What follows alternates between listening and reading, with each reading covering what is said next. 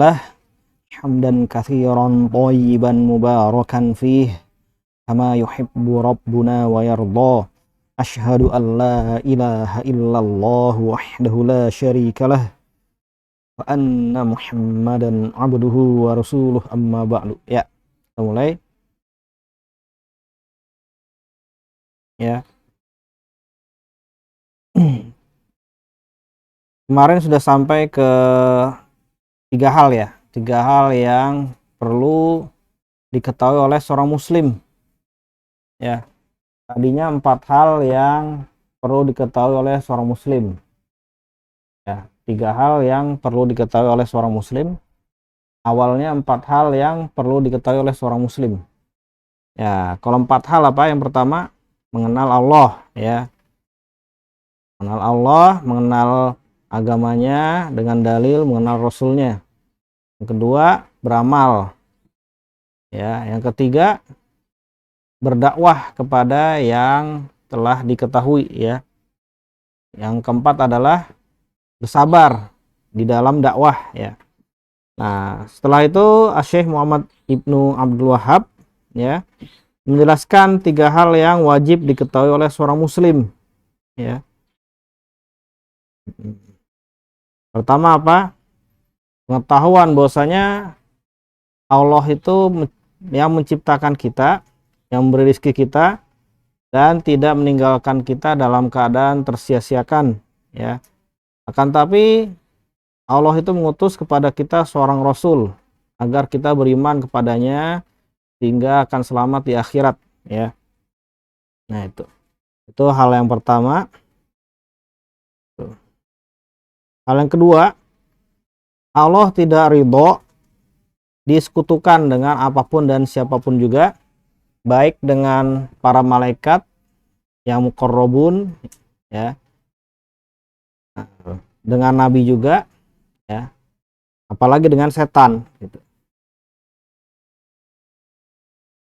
Yang ketiga apa? Yang ketiga, barang siapa mentauhidkan Allah dan menaati Rasulnya, gak boleh bagi dia untuk bermualah kepada orang-orang yang menentang Allah dan Rasulnya, meskipun orang-orang yang menentang Allah dan Rasulnya itu adalah para kerabat ya. Ini mualah adalah apa? Mualah adalah mencintai mereka dalam agama ya. Itu yang utama ya. Kalau turunannya ada beberapa yang juga kufur ya, mencintai kebatilan mereka ya, berharap mereka itu menang ketika memerangi kaum muslimin begitu. Itu termasuk ya gitu. Adapun kalau memuliakan mereka secara melampaui batas padahal mereka tidak layak dimuliakan, seperti ya, datang bos yang orang-orang kafir lalu kita cium tangannya, kita bawakan sepatunya begitu. Nah, itu jatuhnya haram saja, bukan sampai kufur ya. Itu masalah ya. Nah, ini telah kita bahas kemarin di kesempatan yang lalu ya, tentang tujuan penciptaan makhluk ya. Allah menciptakan makhluk tujuannya apa? Tujuannya pasti benar ya. Pasti hak tujuan Allah menciptakan makhluk ya. Apa tujuannya?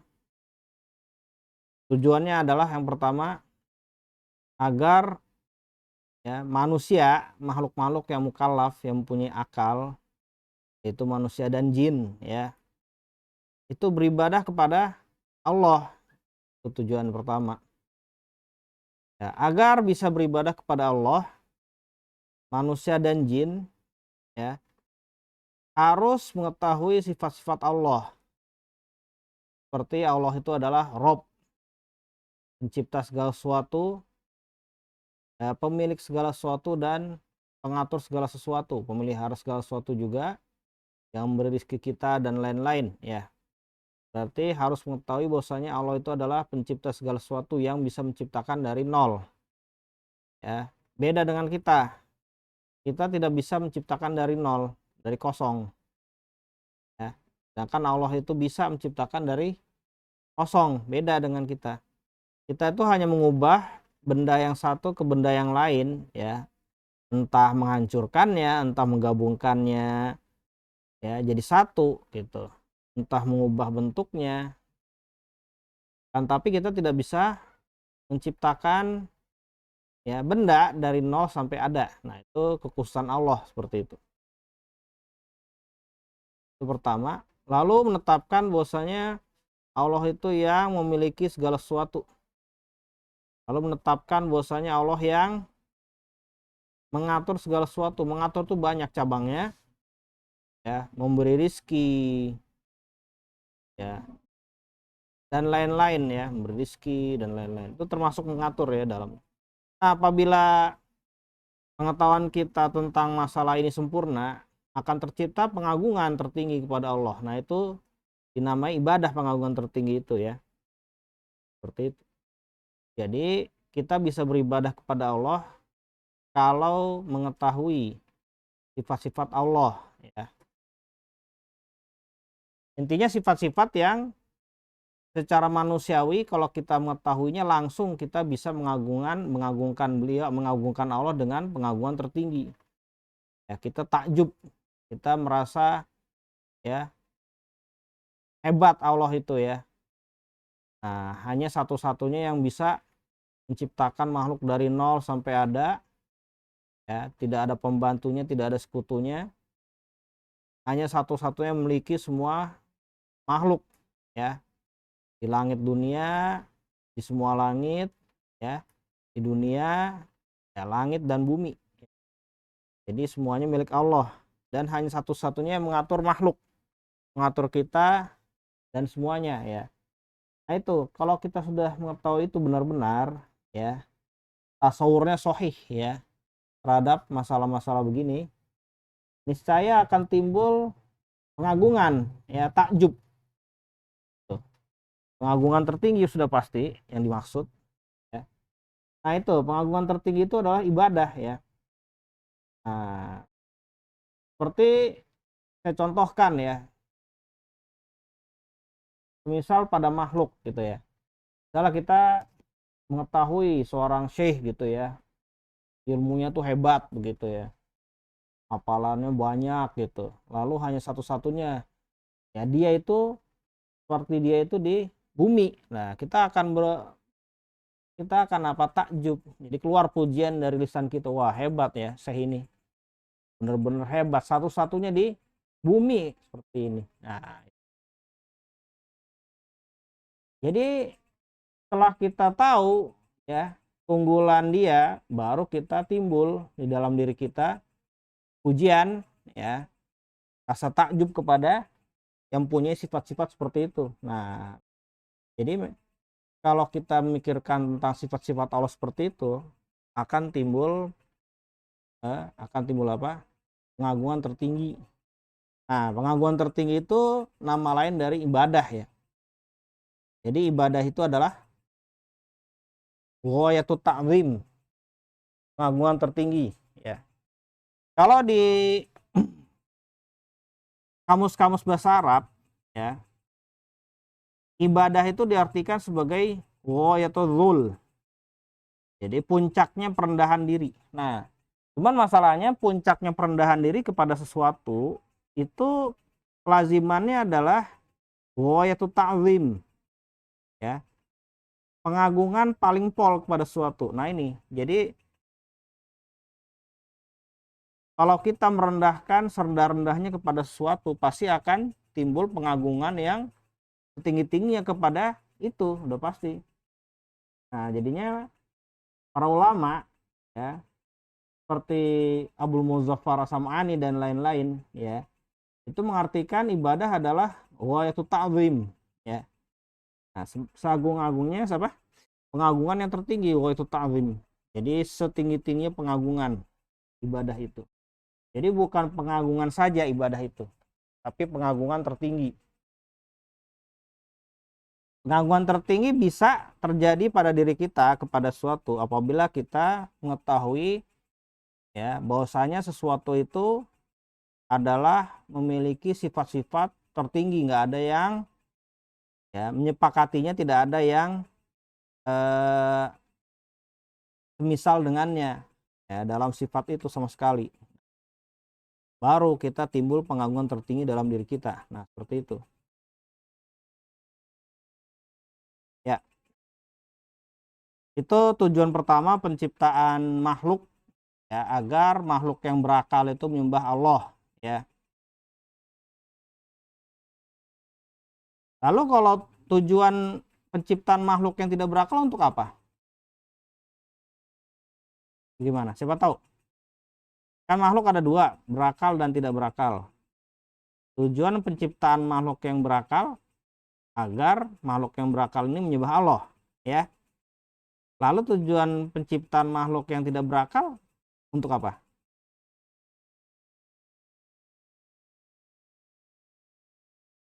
Ya, itu salah satunya. Ya. Yang kedua apa? Hmm? Ya. Kalau kita lihat surat Al-Baqarah, huwallazi khalaqalakum ma fil ardi jami'a. Ya. Jadi dialah yang menciptakan untuk kalian ya semua yang ada di bumi. Ya berarti apa? Untuk dimanfaatkan oleh manusia. Seperti itu. Tapi bagaimana, kan ada yang haram. Misalnya ada daging babi. Bagaimana tuh? Apa iya? Kalau menciptakan daging babi untuk dimanfaatkan kaum muslimin. Bener nggak? Apa enggak? Ya, dimanfaatkan ketika darurat. Bisa. Daruratnya kapan batasannya? Ketika kita nggak ada makanan. Ya. Di jarak safar juga nggak ada makanan. 90 km tidak ada makanan. Lalu diperkirakan kita akan meninggal. Baru boleh mengkonsumsi daging babi. Seperti itu. Jadi, seperti itu modelnya. Nah, terusnya bagaimana kalau zat-zat yang beracun? Ya, diciptakan oleh Allah untuk apa kalau kayak gitu? Nah, pasti ada manfaatnya untuk manusia, hanya saja kita tidak mengetahui. Ya, nah begitu. Belum tahu teknologinya, mungkin kita belum tahu. Banyak zat-zat beracun. Jadi yang mineral-mineral beracun atau logam-logam encer tuh beracun kan banyak sekali tuh. Ya, kalau kita lihat tabel periodik tuh, ya, pelajaran kimia tuh banyak logam-logam beracun tuh. Nah, itu diciptakan oleh Allah itu kalau berdasarkan surat Al-Baqarah ya untuk kemaslahatan manusia. Tapi kita belum tahu cara penggunaannya. Itu Allah yang tahu ya. Mungkin sering waktu ada penemuan ya sehingga kita bisa memanfaatkan benda-benda beracun. Ya. Nah, itu tujuan penciptaan makhluk yang berakal dan makhluk yang tidak berakal ya. Nah, lalu ada tujuan lain, yaitu agar apa? Agar Allah itu mewujudkan rahmatnya pada orang-orang yang berakal dan makhluk-makhluk yang tidak berakal ya. Agar Allah mewujudkan rahmatnya kepada makhluk yang berakal dan tidak berakal ya. Misalnya agar Allah mewujudkan rahmatnya pada binatang dan lain-lain, dan juga pada orang gitu, dan mewujudkan keadilannya pada makhluk berakal dan tidak berakal. Nah, seperti itu ya. Nah, turunannya adalah ya agar Allah itu memberi kenikmatan bagi orang-orang yang taat ya, dan memberi azab bagi orang-orang yang durhaka. Nah, seperti itu. Jadi tujuannya itu agar mewujudkan ya sifat keadilan Allah dan sifat rahmat Allah ya.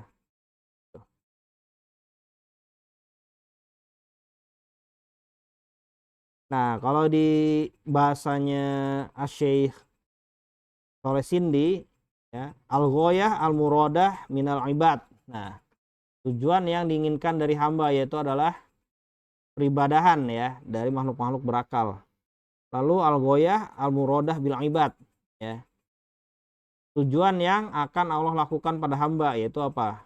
Memberi kenikmatan atau menyiksa, memberi azab ya. Nah, seperti itu.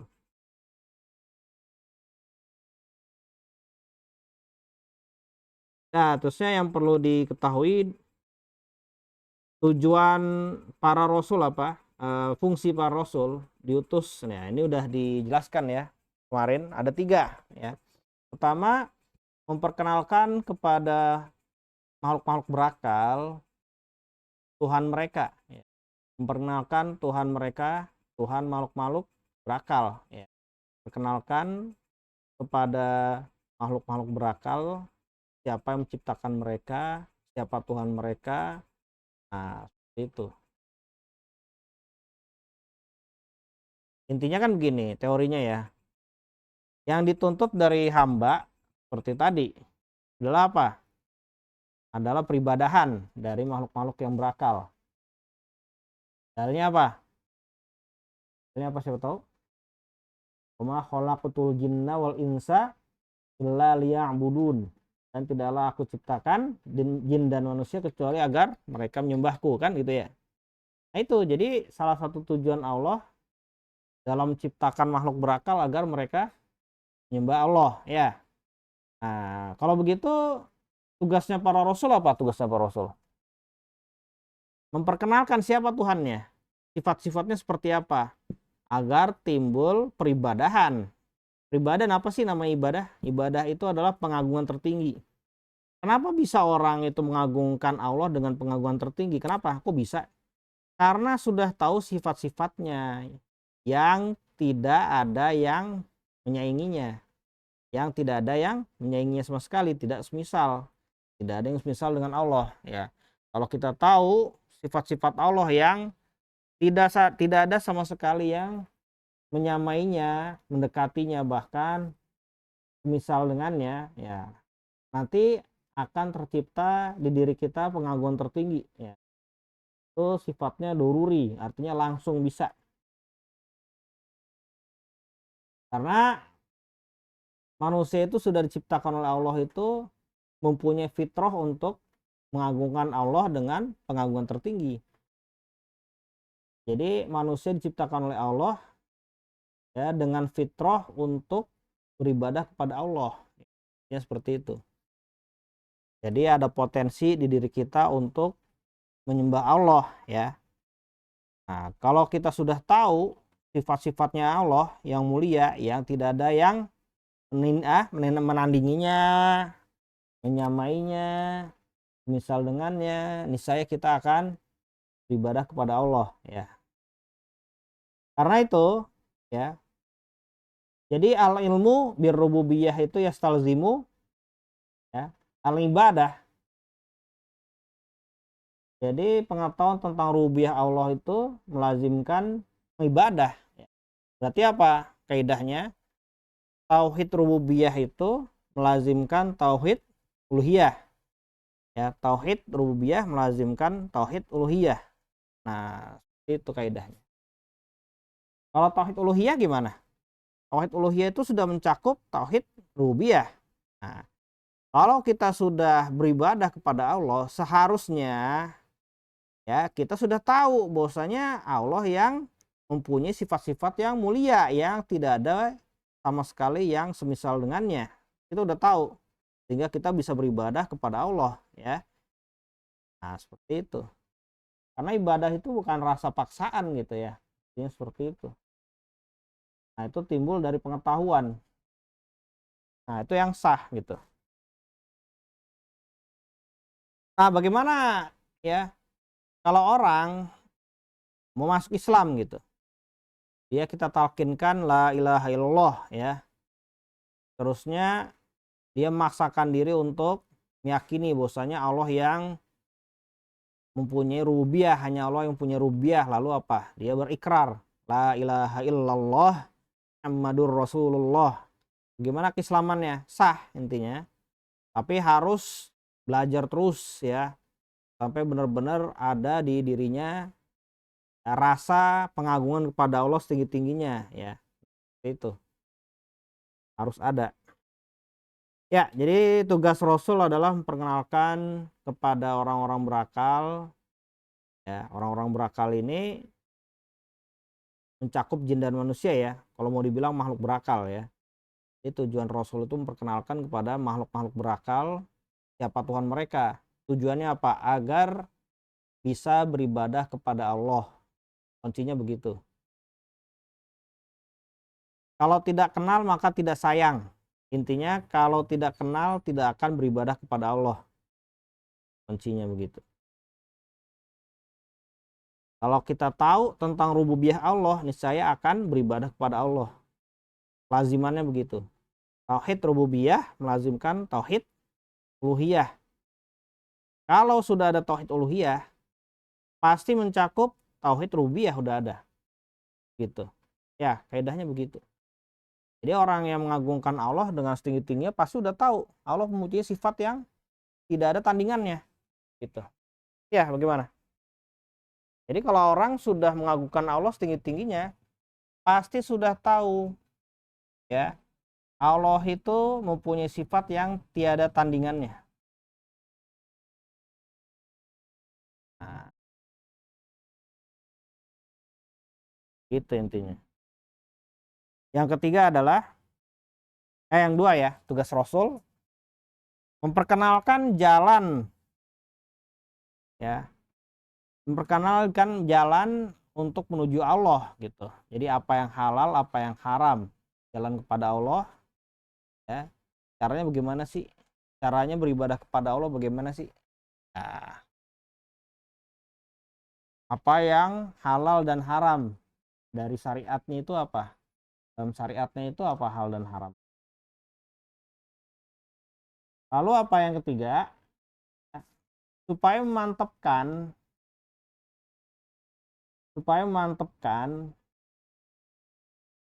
para rasul itu harus memberitahu ya akibat dari peribadahan di dunia dan akibat dari kedurhakaan di dunia apa? Kalau kita beribadah kepada Allah nanti dapat surga. Ya, kalau kita durhaka kepada Allah nanti dapat azab di neraka. Nah, seperti itu. Tujuannya memberitahu jaza ya, balasan dari kebaikan dan keburukan. Itu.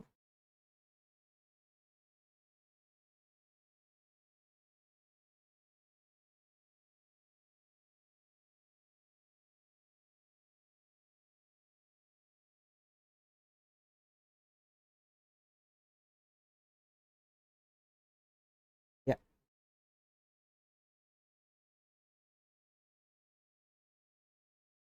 Ya, jadi kemarin terakhir sudah sampai perkataannya Asy Muhammad bin Abdul Wahab ya, dalam rangka menyebutkan ayat ya, wa annal masajida lillahi fala tad'u ma'allahi ahada ya.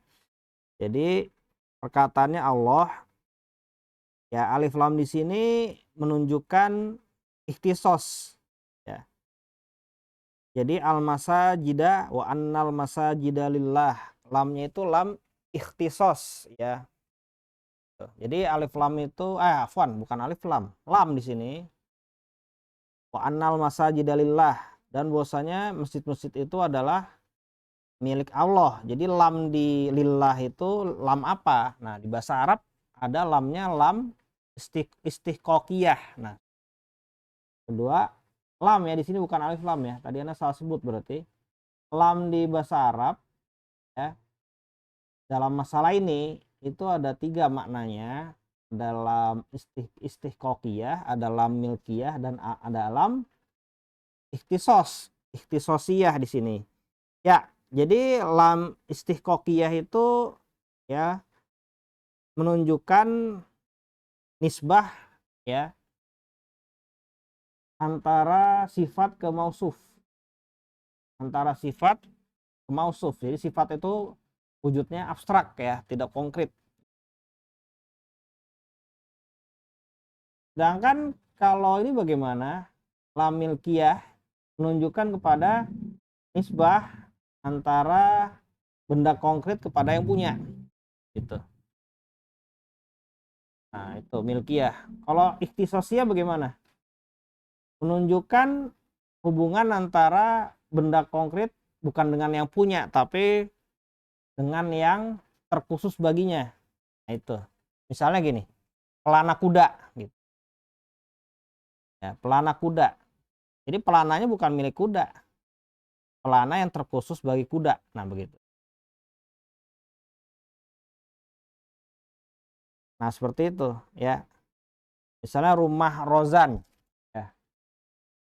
Rumah rozan bisa artinya rumah milik rozan, bisa artinya rumah yang terkhusus rozan kalau rozannya tidak memiliki rumah itu. Artinya rozan itu selalu masuk rumah itu gitu.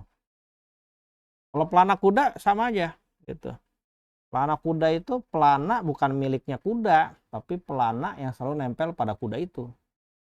Nah, jadinya ya diantara idofa itu ada lam bisa ya. Lam seperti ini ya, maknanya ada 3 ya.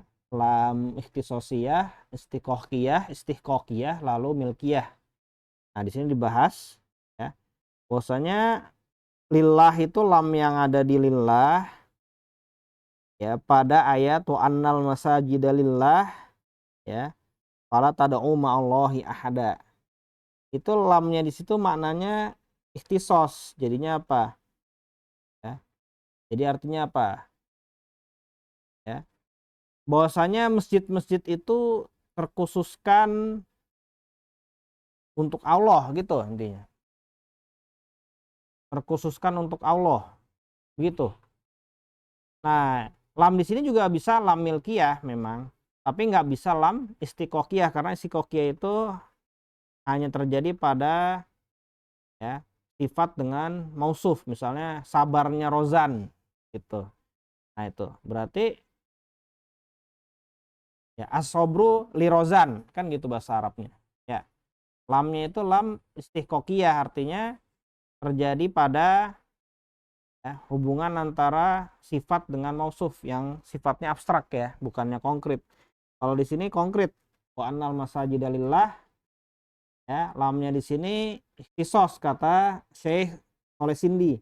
Berarti masjid-masjid itu terkhusus untuk Allah gitu. Nah, di sini. Berarti apa? Berarti nggak bisa kita beribadah kepada selain Allah di masjid-masjid. Masjid-masjid Allah seperti itu. Makanya kelazimannya fala tada'u ma'allahi ahada. Ya, maka kelazimannya janganlah kamu seru ya di dalamnya selain Allah. Janganlah kamu beribadah kepada Allah di dalamnya. Nah, seperti itu. Bisa nggak istilah begini? Bisa intinya sih. Kalau kita bilang wa annal masajida lillah, lillah itu lamnya di situ adalah milkiyah. Bisa nggak? Bahwasanya ya masjid-masjid itu milik Allah, milik, bukannya terkhusus untuk Allah ya. Tapi memang terkhusus untuk Allah juga udah pasti. Maka janganlah kalian beribadah kepada Allah di dalamnya. Itu juga bisa. Karena semua di bumi ini juga milik Allah kan? Gitu. Jadi gitu intinya. Jadi nggak layak kita itu beribadah kepada Allah di dunia ini. Bisa juga. Jadinya kalau dibilang lam di sini adalah ikhtisosiyah bukan milkiyah itu bisa juga. Tapi kalau dibilang milkiyah juga bisa gitu. Jadi kalau tafsir wa annal masajida lillah fala tad'u ma'allahi ahada, tafsirnya bisa dua, bahwasanya masjid-masjid ini terkhusus untuk Allah ya. Maka janganlah kalian beribadah kepada selain Allah di dalamnya. Itu juga bisa. Oh, ya, tafsir lainnya bahwasanya masjid-masjid ini milik Allah ya. Maka jangan kalian itu beribadah kepada selain Allah di dalamnya, itu juga bisa dua. Ya. Terusnya ulama itu ulama'u ala aqwalin fil masajid. Jadi ulama berbeda pendapat dalam menafsirkan al-masajid di ayat ini. Inhum man qala innal masajidah hiyal mawadi'ul mukhassasah lil ibadah. Ya fahiyal masajidul ma'hudah allati andana wa hiya marwiyun an Ibni Abbasin radhiyallahu anhuma ya. Ada ulama menafsirkan bahwasanya masjid-masjid yang disebutkan di ayat tersebut itu adalah tempat yang terkhusus untuk ibadah. Nah, itu adalah masjid yang kita kenal ya. Seperti yang biasa kita kenal masjid itu bagaimana sih? Yang diazanin dalamnya kan? 4 sholat 5 waktu. Nah itu. Nah ini pendapatnya Ibnu Abbas radhiyallahu anhuma ya. Jadi sebagiannya berkata al-masajidu hiyal ardu kulluha li'annaha jami'an maudhi'un lis sholah ya. Jadi sebagiannya berkata masjid-masjid di ayat itu adalah bumi semuanya. Karena semua bumi itu adalah tempat sholat berdasarkan hadis waju'ilat liyal ardu masjidah. Itu ada hadisnya sahih ya. Itu mutawatir bahkan, mutawatir maknawi ya. Dan dijadikan untuk saya bumi itu sebagai masjid, tempat sholat. Nah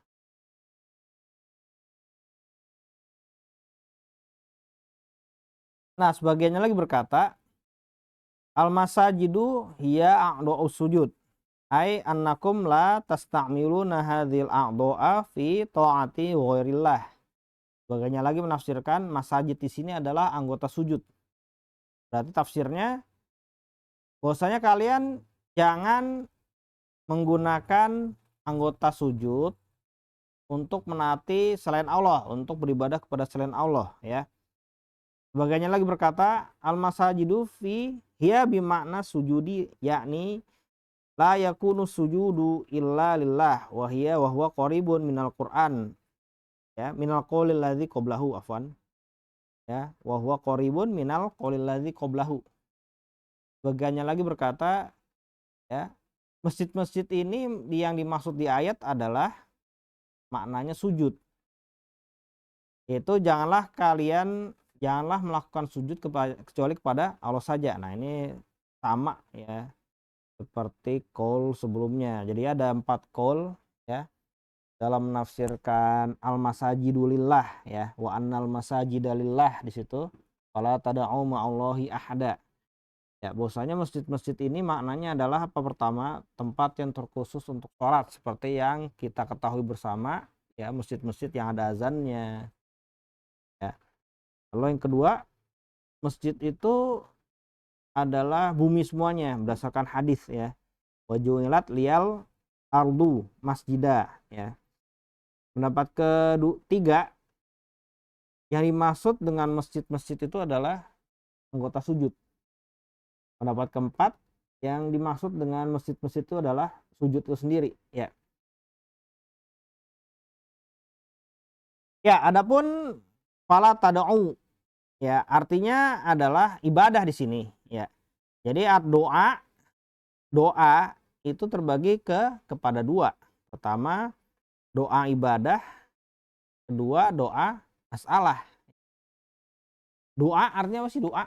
Bahasa Arab artinya apa? Permintaan. Juga bukan permintaan aja, artinya sebenarnya seruan pada asalnya. Doa itu seruan, da'a, menyeru. Cuman masalahnya menyeru itu terbagi 2, seruan ibadah, seruan permintaan. Makanya itu kaidah ulama ya, doa itu doa, seruan itu terbagi 2. Doa ibadah, doa masalah. Seruan doa, seruan ibadah, seruan permintaan. Ya. Adapun doaul ibadah adalah semua jenis ibadah. Nah, begitu.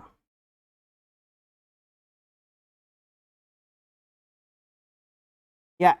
Jadi ya, ngerti ya?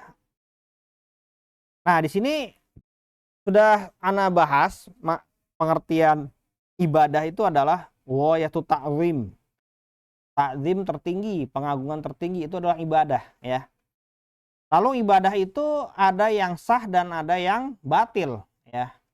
Ibadah itu ada yang sahihah dan ada yang batilah ya. Misalnya kita sholat ya, sholat menurut syariat itu adalah pengagungan tertinggi kepada Allah. Kita sholat tapi kita nggak pakai wudhu, gimana? Batal nggak sholat kita? Batal. Jadinya berarti ibadah kita terhitung apa? Batil lah kalau kayak gitu. Kalau kita sholat dengan wudhu, dengan menyempurnakan rukun dan syarat ya, Jadi ibadah kita dinamakan shahihah ya. Jadi ibadah itu sendiri artinya ghayatu ta'zim, pengagungan tertinggi. Lalu terbagi dua, ada pengagungan tertinggi yang batil, ada pengagungan tertinggi yang sahih. Paham ya? Nah, misalnya ada orang nih, ya. Intinya kan batil atau sahih kan menurut syariat ya. Batil atau sahih menurut syariat ya. Nah, itu. Jadi batil itu contoh lain misalnya kita beribadah kepada Allah tapi tidak sempurna rukun dan syaratnya. Nah, itu disebut batil. Seperti sholat nggak ada wudhunya. Batil. Nah, itu pertama. Kedua, sholat ya objeknya selain Allah bagaimana? Batil juga. Kan berarti kita mengagungkan dengan pengagungan tertinggi pada selain Allah, batil itu namanya. Ya, paham ya maksudnya ya? Nah, berarti ibadah, pembagian ibadah ya. Ibadah itu artinya ghayatu ta'zim, pengagungan tertinggi. Nah, itu terbagi dua dari sisi sahnya dan batilnya. Ibadah ya, artinya ghayatu ta'zim, pengagungan tertinggi itu terbagi dua. Ada ghayatu ta'zim yang batil, ada ghayatu ta'zim yang sahih. Artinya seperti itu. Ada ibadah yang batil, ada ibadah yang sahihah. Seperti itu. Ibadah ada yang batilah, ada yang sahihah. Nah, ini.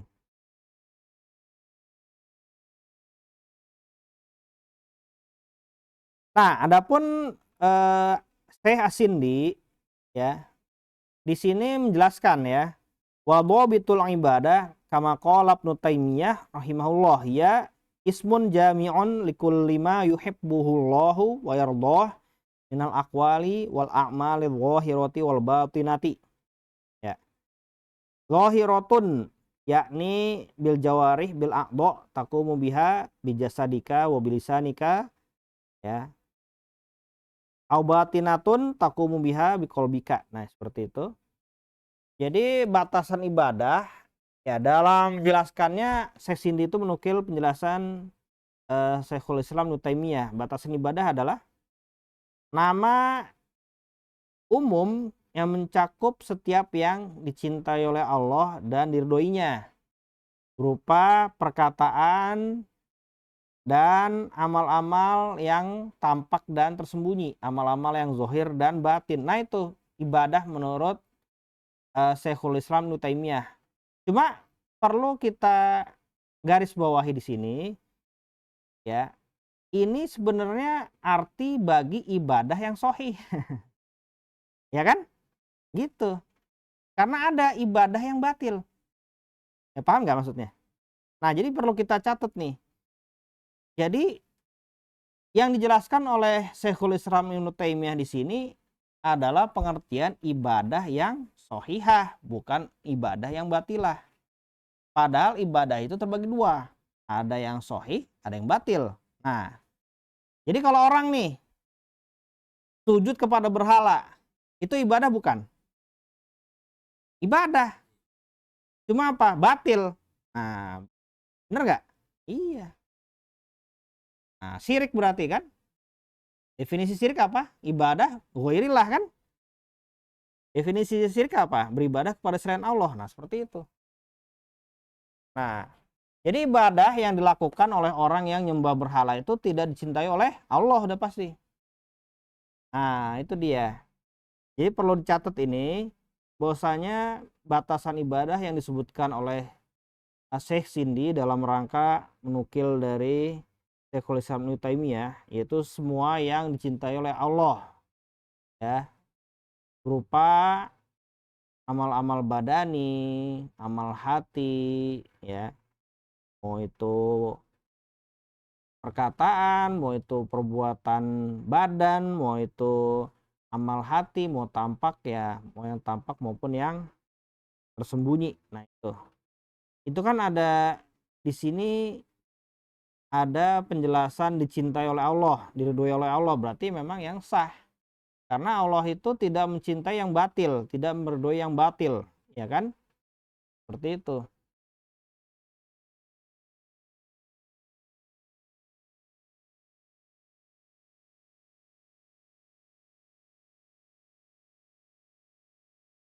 Seperti pada ayat wala yardha li ibadihil kufra. Jadi Allah itu tidak menyukai kekufuran hamba-hambanya, tidak meridhoi kekufuran hamba-hambanya. Ya. Jadi Allah itu tidak mungkin ridho kepada peribadahan kepada selain Allah. Tidak mungkin. Jadi berarti ibadah terbagi dua ya. Ada ibadah yang diridhoi oleh Allah, ada ibadah yang tidak diridhoi oleh Allah. Nah, ibadah yang tidak diridhoi oleh Allah namanya ibadah batilah. Ibadah yang diridhoi oleh Allah berarti ibadah shahihah. Nah, gitu ya. Berarti arti ibadah itu sendiri apa? Ghayatu ta'zim, pengagungan tertinggi. Gitu ya. Paham ya? Nah, kalau kalian tahu sedini mungkin masalah begini, nanti kalau sudah tinggi ya, dalam menuntut ilmu, ya pasti akan terbantu dengan batasan-batasan dan pengertian yang saya berikan ya. Nah, tadi ada doa ibadah. Nah, sekarang ada doa masalah, seruan ibadah, seruan permintaan. Ya. Jadi seruan permintaan itu ada panggilan, misalnya ya Allah ya Rahman gitu. Ya Allah ya Rahman itu kan seruan panggilan tuh, ada seruan ibadah, ada seruan panggilan. Kalau seruan panggilan ya Rozan misalnya itu panggilan itu. Ya. Nah, begitu.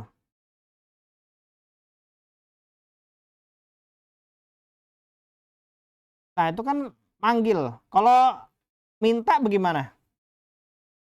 Nah, ini jadi harus ada tambahan pengertian ini. Doa itu apa sih doa? Doa itu berarti ada tiga. Ada yang artinya ibadah, ada yang manggil saja. Wahai Ali. Nah, gitu kan. Manggil doang. Gitu kan. Ada yang minta. Begitu. Ya. Nah, itu.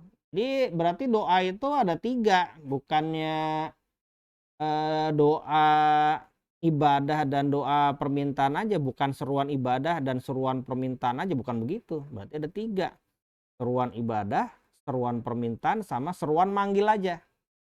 Kan manggil kan banyak gitu fungsinya. Manggil itu banyak gitu. Manggil karena cinta gitu juga bisa. Ya, manggil banyak. Bisa. Manggil itu bukan berarti mau minta.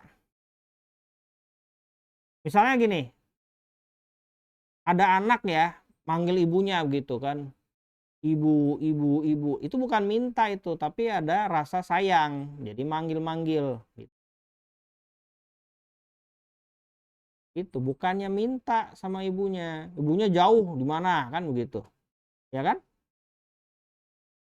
Jadi kalau manggil ya, nida dalam bahasa Arabnya itu nggak selalu itu kelazimannya adalah minta. Nah, ini harap dipahami ya. Gitu. Bisa aja ya maknanya lain. Itu apa? Itu wujud apa? Wujud rahmah ya gitu. Atau apa? Nutbah gitu. Nutbah itu apa sih? Nutbah itu kayak meratap gitu ya. Menyesali kepergiannya begitu. Menyesali kematiannya. Karena di bangsa Arab itu ya, meninggal orang, lalu keluarganya itu manggil-manggil, ya fulan, ya fulan, ya fulan gitu. Tuh. Nah, seperti itu. Bukannya minta tuh. Itu namanya panggilan nutbah gitu ya. Jadi saking sayangnya gitu, udah meninggal dipanggil-panggil bukannya minta. Nah, ini. Jadi ada sebagian kuburiyun ya, gitu, pakai asar-asar dari Ahlul Bait ya. Ketika Husain bin Ali radhiyallahu anhu itu terbunuh. Husain bin Ali radhiyallahu anhu terbunuh. Keluarganya kan pada panggil tuh dengan panggilan nutbah. Tuh, ya Husain, ya Husain, ya Husain dan lain-lain gitu kan. Itu maksudnya bukan minta, tapi apa nutbah, panggilan sayang gitu ya. Panggilan apa intinya sih? Panggilannya itu panggilan ratapan lah intinya ya. Karena saking sayangnya. Nah, seperti itu biasa itu terjadi intinya. Jadi berarti doa atau seruan di sini, doa itu seruan artinya, ya. Doa seruan itu ada 3 seruan ibadah, ada seruan minta saja, ya. Ada seruan seruan gimana tadi? Ya, seruan panggilan. Panggilan itu bukan berarti minta, beda. Bisa artinya nutbah, bisa artinya ini lagi nginget gitu ya, lagi ingat gitu, lagi ingat lalu manggil gitu. Itu biasa seperti itu. Lagi ingat misalnya sosoknya manggil kita. Itu biasa gitu. Kalau orang tuh saking cintanya kepada sesuatu itu ingat sosoknya lalu manggil. Biasa begitu. Bukan berarti minta. Nah, jadi kalau kalian sudah ini sampai ke tahap rudut ya. Kalian tuh ingin membantah ahli bid'ah dari kalangan kuburiyun ya. Yang suka minta ke mayit nih. Ya, kuburiyun itu sering berhujah pakai syair orang Arab gitu. Baik itu dari kaum muslimin maupun tidak ya. Gitu. Jadi semuanya bentuk-bentuk seruan panggilan itu dimaknai sebagai minta. Nah, itu batil itu. Biasanya orang meninggal itu nggak ada seruannya minta kepada mayit. Nah, seperti itu. Ada seruannya seruan nutbah, seruan meratap. Karena saking sayangnya. Nah, itu biasa itu begitu.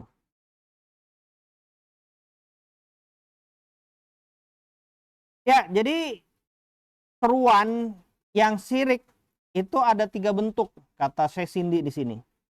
Pertama, ya, meminta mayit secara mutlak. Mau itu di sisi kuburnya ataupun jauh dari kuburnya, gitu. Nah, ini menurut Syekh ya. Nah, begitu. Ya, tapi ulama lain masih menguzur orang-orang yang minta kepada mayit di sisi kubur karena subhat, yaitu apa? Mayit bisa mendengar, gitu. Nah, karena apa? Karena ya sebagian hadis itu menyatakan mayit mendengar orang yang berziarah kan itu ya. Nah, begitu. Jadi sebagian ulama menguzur orang yang minta kepada mayit kalau di sisi kuburnya. Karena mungkin orang yang minta ini kena subhat sebagian dalil gitu ya. Bahwasanya ya mayit itu mendengar ya, orang-orang yang berziarah ke kuburnya kan gitu ya. Sebagian asar, sebagian hadis. Nah, seperti itu. Makanya ulama itu tidak mengkafirkan, sebagian ulama maksudnya, sebagian ulama tidak mengkafirkan orang minta kepada mayit di sisi kuburnya. Bagaimana kalau jauh darinya? Oh, jauh, kuburnya di mana, dia mintanya di mana. Nah, ini. Jadi ulama itu mengkafirkan jenis yang begini, tapi ada alasannya. Alasannya apa? Alasannya karena ya, orang yang minta kepada mayit, sedangkan mayit itu jauh sekali darinya, bukan di sisi kuburnya, ya. Berarti orang yang minta kepada mayit, kondisinya begini, kuburannya jauh dari orang yang minta. Berarti orang yang minta ini nganggap mayit itu bisa mendengar seperti Allah. Jadi mau jauh dekat pasti dengar, ya kan gitu ya. Berarti telah menetapkan sifat-sifat kekhususan yang hanya milik Allah, ya, ditetapkan ke manusia, ke mayit. Jadi mendengar semuanya baik jauh ataupun dekat. Itu kan hanya kekhususan Allah kan? Hanya milik Allah itu seperti itu. Jadi sifat-sifat tersebut hanya Allah yang berhak nyandang. Bisa mendengar jauh dekat gitu, tanpa halangan. Nah, itu. Apabila orang menetapkan itu ke selain Allah, maka dia syirik, kufur jadinya. Nah, jadinya mayit ya, afwan. Jadi apabila orang minta kepada mayit sedangkan mayit itu jauh dari kuburannya. Nah, berarti sama saja dengan menetapkan kekhususan Allah pada diri mayit, yaitu apa? Bisa mendengar siapa saja, mau dekat mau jauh, gitu. Nah, jadinya Ahlussunnah itu menetapkan ya, kesyirikan adalah menetapkan kekhususan yang hanya milik Allah ke selain Allah, menisbahkan bahwasanya selain Allah mempunyai kekhususan yang hanya milik Allah, tuh termasuk kesyirikan. Atau menisbahkan kekhususan makhluk kepada Allah, itu juga kesyirikan. Seperti itu. Ya.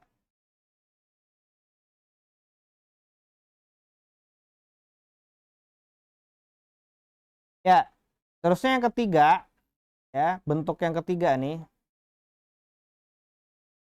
Jadinya meminta kepada orang yang hadir, yang hidup yang hadir, apa-apa yang tidak bisa dilakukan kecuali oleh Allah. Nah, begitu. Nah, ini memang agak susah ini ya perkaranya itu. Kayaknya jarang ya. Jadinya misalnya ada orang minta ke syekh gitu, hidup, syekhnya hidup, syekh berikan saya anak syekh gitu. Atau selamatkan syekh saya dari neraka gitu. Nah, itu perkara jarang ya sebenarnya ya. Jadinya berarti kalau seperti itu udah menetapkan perkara-perkara yang sebetulnya hanya Allah yang bisa dia tetapkan ke makhluk gitu kan. Menyelamatkan dari neraka, memasukkan ke surga, memberi rizki, terusnya memberi anak gitu. Nuntaskan hutang, bukan nuntaskan hutang maksudnya minta kepada saya dibayarin hutangnya, bukan. Tolong tuntasin hutang saya, maksudnya supaya dibayarin sehnya gitu. Itu mah nggak apa-apa maksudnya nggak sirik. Itu beda kasusnya. Ya. Maksudnya seh itu dianggap punya kekuatan maknawi yang hanya bisa dilakukan oleh Allah saja. Nah, itu. Ya, harap hati-hati masalah begini ya. Nah,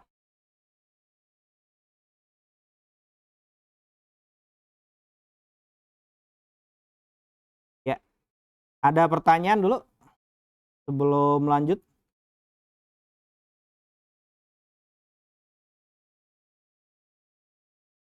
Udah hampir setengah 10.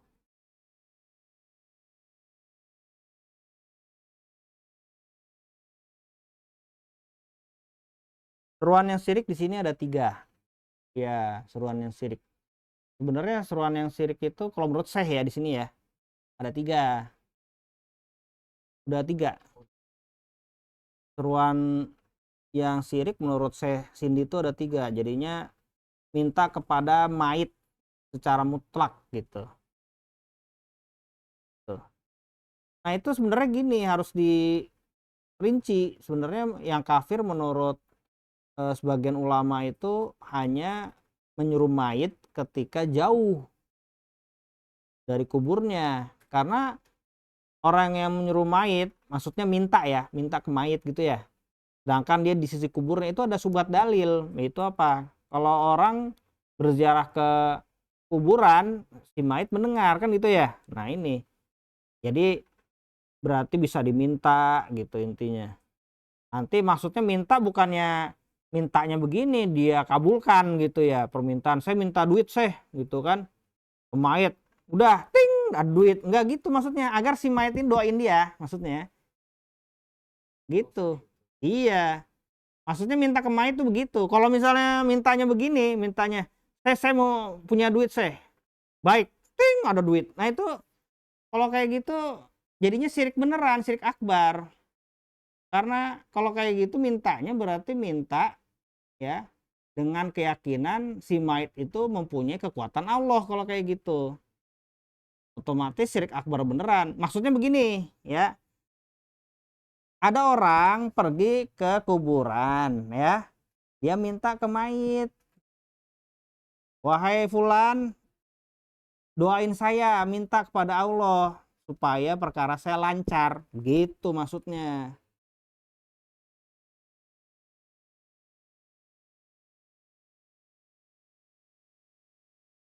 Nah, itu jadi di mana minta ke mayitnya? Di kuburnya apa jauh kayak gitu? Ini maksudnya. Kalau minta di kuburnya itu hanya dihukumi bid'ah menurut sebagian ulama. Nah, menurut Syekhul Islam Taimiyah bagaimana? Syirik akbar atau bid'ah? Bid'ah aja. Kalau menurut Syekhul Islam Taimiyah masalah begini. Cuma ulama kontemporer ya seperti Syekh bin Bas itu mengkafirkan. Nah, Seperti siapa? Syekh Muhammad Ibnu Abdul Wahab mengkafirkan masalah begini. Cuma ya, kalau Syekh Ibnu Utsaimin ya tidak mengkafirkan. Lalu Al-Alusi tidak mengkafirkan. Terusnya Ibnu Taimiyah tidak mengkafirkan. Hanya bid'ah saja. Jadi kalau minta ke mayit agar mayit doain dia kan gitu ya. Di kuburannya mintanya. Itu. Bukan kuburannya jauh kayak gitu. Ya fulan doain saya. Nah, itu mah berarti bisa denger dong si fulan itu kapan saja di mana saja kalau kayak gitu. Ya kalau gitu kesirikannya beda. Kesirikannya berarti menetapkan kekhususan Allah ada pada makhluk. Mampu mendengar jauh dekat gitu ya. Kapan saja pasti dengar gitu kan? Itu. Beda model kesirikannya. Nah, jadinya berarti yang benar itu ada dua, hanya ada dua sebenarnya. Bukan tiga. Bukan seperti yang dikasih tahu sama Cindy ini. Yaitu minta kepada mayit, sedangkan mayitnya jauh. Pertama ya, nggak diisi kuburnya. Kedua apa? Minta kepada orang yang masih hidup dan hadir, tapi mintanya perkara yang hanya bisa dilakukan oleh Allah. Seperti begini, turunin hujan dong. Turunin hujan gitu. Ya, begitu. Selamatkan saya dari siksa kubur, gitu. Nah, itu udah syirik akbar karena perkara begitu hanya Allah yang bisa. Nah, itu dia dua jadinya. Kalau menurut saya Cindy tiga, dia mengikuti Syekh bin Bas dan sebagian ulama zaman sekarang ya. Syekh Muhammad Ibnu Abdul Wahab sama. Tapi kalau ulama lainnya ya, Syekh Ibnu Utsaimin, terusnya Al-Alusi, ya banyak ulama ya. Ulama Hanafiyah dan lain-lain, ulama Syafi'iyah dan lain-lain, lalu Syekhul Islam Taimiyah, terusnya Hanabilah pada umumnya itu tidak mengkafirkan, hanya bilang bid'ah yang begini. Ya, itu. Minta agar si mayit berdoa kepada dia kan di kuburnya. Itu bid'ah saja. Menurut Ibnu Taimiyah, Hanabilah, Syafi'iyah, Hanafiyah, ya sekalian Malikiyah juga nggak apa-apa. Begitu. Terusnya ulama kontemporer itu ini Syekh Ibnu Utsaimin, sebelumnya itu Al-Alusi dan lain-lain.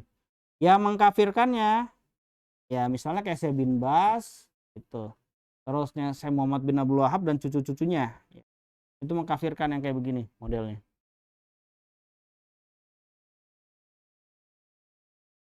Nah, ada perselisihan. Ya, berarti yang tidak berselisih apa? Kalau minta nih ke mayit agar mayit doain dia, tapi jauh nggak di kuburan. Ya kan? Jauh. Nah, itu sepakat itu mengkafirkan. Alasannya apa? Alasannya bukan karena mintanya, tapi karena menetapkan si mayit itu bisa mendengar seperti Allah. Itu. Nah, jadi menetapkan kekhususan yang hanya Allah yang punya. Nah, seperti itu.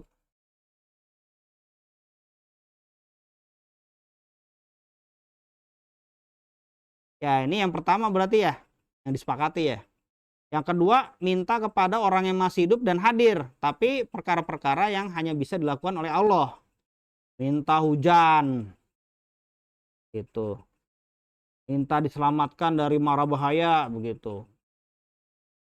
Ya, minta rizki, nah begitu. Itu perkara. Ini juga udah disepakati semua. Antum tanya orang NU, tanya. Pasti dibilang syirik pasti sama dia. Coba antum tanya orang NU. Bagaimana hukumnya ke kuburan minta rizki ke mayit? Bagaimana? Syirik kata orang NU.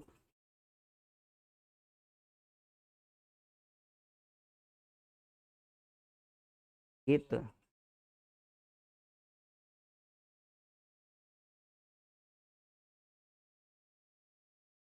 Minta doa ke kuburan, minta doa ke mayit.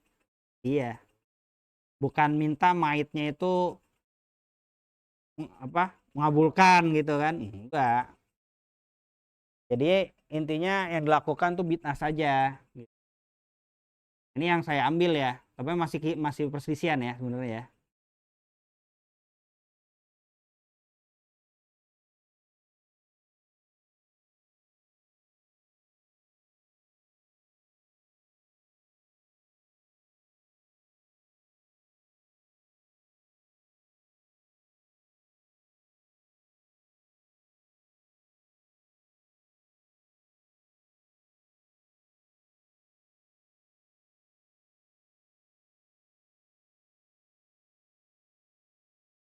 Ya, gimana? Ada lagi?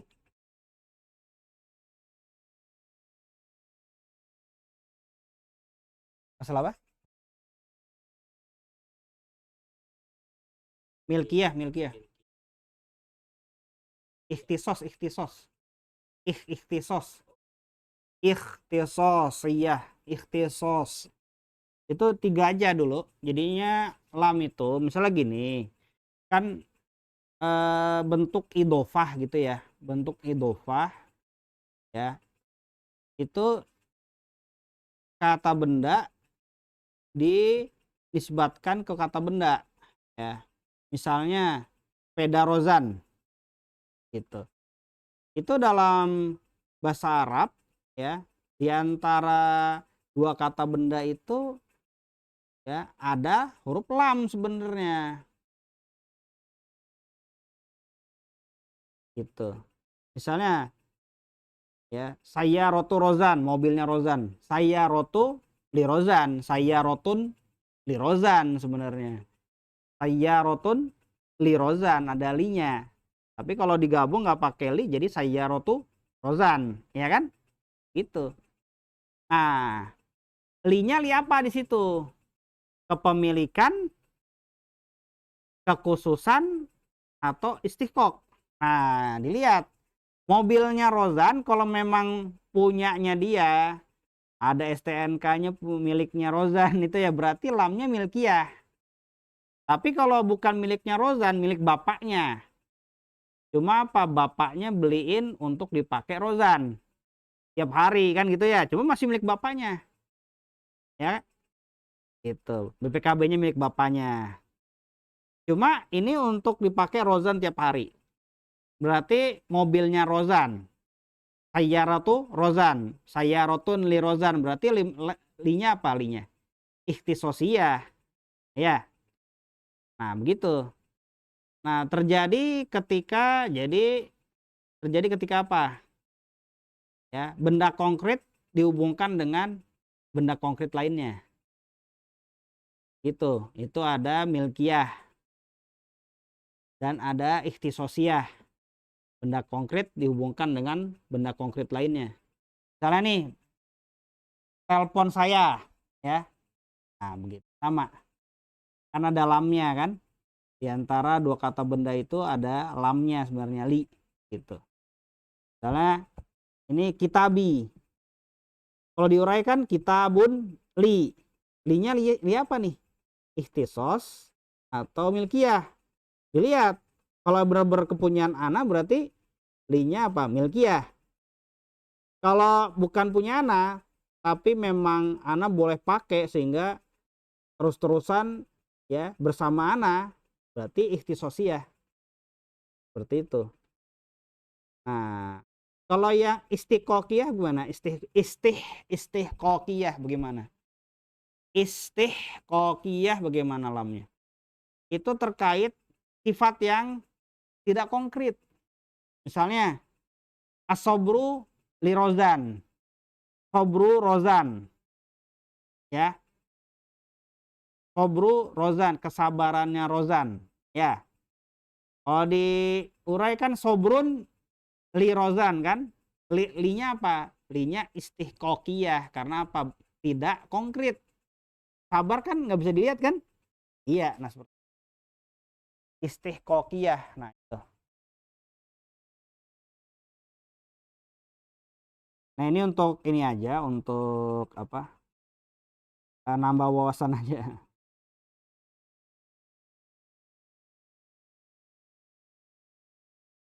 Nah seperti itu ya.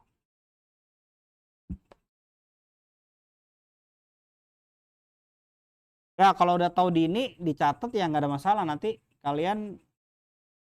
Nanti sampai tingkat yang lebih tinggi nanti akan tahu banyak masalah kan gitu ya, sehingga lebih gampang karena informasi awal tuh sudah banyak dapat intinya. Ya gitu. Ada yang masih bingung? Jadi yang lamnya itu linya istihqoqiyah, istihqoqiyah ya. Istihqoqiyah itu ya dipakai ketika untuk menghubungkan antara yang tidak konkret ke yang konkret. Nah, itu. dan itu menjadi sifatnya, ya. Sabarnya Rozan. Kalau milkiyah sama ikhtisosiyah itu untuk menghubungkan yang konkret dengan yang konkret lainnya, ya. Tuh. Ya, paling itu. Ada lagi? Oh, dilihat misalnya ini konkret apa enggak. Iya. Kalau sabar konkret nggak sabar? Kan nggak bisa dilihat kan? Nah, ilmu bisa dilihat nggak? Ilmunya Rozan bisa dilihat nggak? Hah? Berarti ilmun li Rozan, berarti lamnya itu lam apa? Lam istihqaqiyah, ya. Nah, begitu.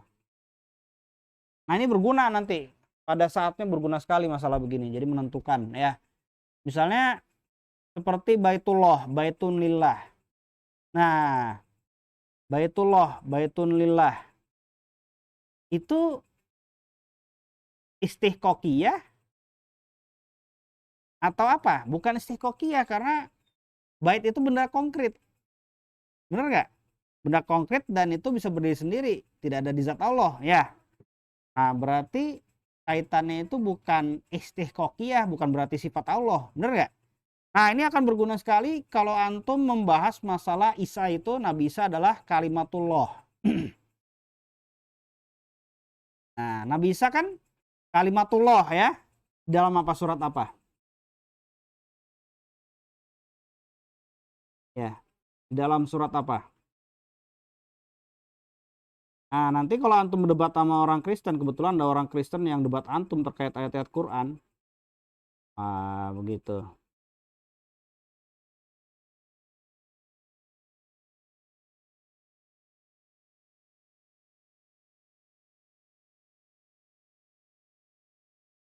Yang surat apa? Al-Qoha ila Maryam.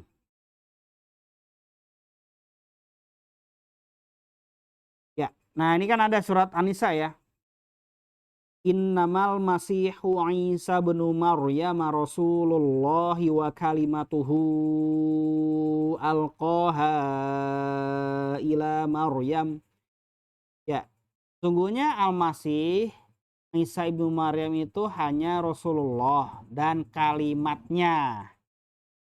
Kalimat Allah yang Allah kirim ke Maryam. Artinya apa sih? Artinya, nah, kalau kita bahas kalimat itu adalah kan diurai ya. Kalimatnya berarti kalimatun lahu kan? Nah, lamnya di situ apa? Lahunya, hunya kembali kemana domirnya? Kembali kepada Allah, ya. Kalimatun lillah. Lamnya apa? Kalau kita artikan lamnya istiqoqiyah berarti Nabi Isa itu adalah kalimat Allah. Kalimat itu sifat Allah, berarti Nabi Isa sifat Allah kalau kayak gitu. Berarti apa? Nabi Isa itu itu, ya. Jadi klaimnya orang Kristen jadi dianut sama kita kalau kayak gitu. Bener nggak? Iya. Nah, padahal Nabi Isa kan konkret, ya. Ada dagingnya. Lalu, ya, di luar zat Allah, ya kan? Nah, berarti apa kalau kayak gitu? Berarti apa? Berarti lamnya lil milki atau lil milkiyah, ya. Lamnya lil apa? Lamnya milkiyah atau ikhtisosiyah. Bisa apa enggak begitu? Nah, ini masalah. Masalahnya berat di sini, ya. Yang kalau kayak gitu kita seperti Mu'tazilah dong. Berarti kalimat Allah itu, kalamullah itu berarti apa? Sifat Allah itu tidak ada di zat Allah. Adanya di makhluk kalau kayak gitu. Nah, karena itu lamnya itu milkiyah atau ikhtisosiyah, bukan istiqoqiyah. Nah, itu susah jadinya. Yang benar gimana? Yang benar apa? Yang benar, ya. Kalimatuhu artinya apa di sini? Ya. Isa itu adalah, ya. Kan Isa dibilang kalimatuhu, ya kan? Nah, jadinya, ya, berarti ada yang mahdzuf di situ. Jadi Isa itu tercipta dari kalimat Allah. Begitu. Lu paham nggak maksudnya? Dijelasin oleh Syekhul Islam Ibnu Taimiyah di sini. Jadi Nabi Isa itu disebut kalimatullah, ya, bukan berarti Nabi Isa itu sifat Allah, tapi tercipta dari kalimat Allah. Kenapa terkhusus? Karena Nabi Isa itu nggak ada bapaknya. Begitu. Nah itu jadinya. Jadi susah juga kalau kita bilang seperti ini. Kita bilang ya di situ kalimatun lahu. Lamnya itu bukan ini, bukan istiqok. Kalau gitu apa? Ikhtisos atau milkiyah loh. Itu repot juga. Kalau kita bilang istiqok repot lagi. Berarti yang benar apa? Yang benar itu di situ bukan begitu pengertiannya. Tuh. Tapi Isa bin Maryam kan disandarkan kepadanya kalimat Allah, artinya khuliqomin kalimatullah. Ya, khuliqomin kalimatihi, diciptakan dari kalimat Allah kun. Ya, itu. Jadi berarti di sini ada yang apa? Ada yang mahzuf di sini kalau dalam bahasa Arab, ya. Tuh. Jadinya yang mahzuf itu wa khuliqa min kalimatihi alqaha ila Maryam. Jadi diciptakan dari kalimat Allah yang ditiupkan ke Maryam. Gitu. Maksudnya Allah katakan ke Maryam jadi kun fayakun, maksudnya seperti itu. Ya. Nah, begitu intinya. Bukan kalimat itu masuk ke perut Maryam, bukan maksudnya, bukan kayak gitu. Itu intinya ya. Ini berat juga kalau menafsirkan begini. Itu.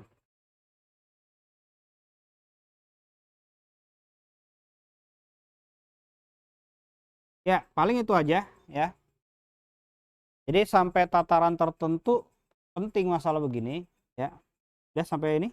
Subhanakallahumma rabbana wa bihamdik asyhadu an la ilaha illa anta astaghfiruka wa atubu ilaik.